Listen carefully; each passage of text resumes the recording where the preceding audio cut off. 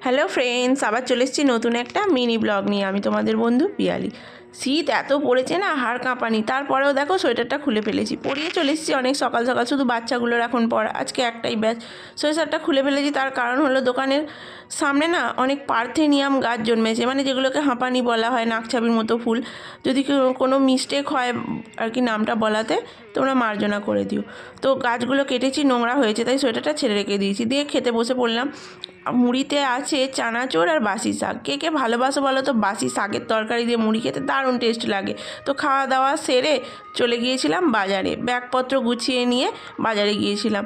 বেশ কয়েকটা জিনিস নেওয়ার ছিল, আলু সবজি কিছু জিনিস নিয়ে চলে এসেছি।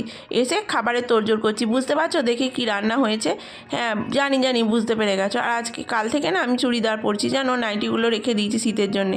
তারপর ছাদ থেকে চলে এসেছি, এসে বসে পড়েছি খেতে। দেখে তো আগেই আইডিয়া করেছিলে, দারুণ হয়েছে নিরামিষ।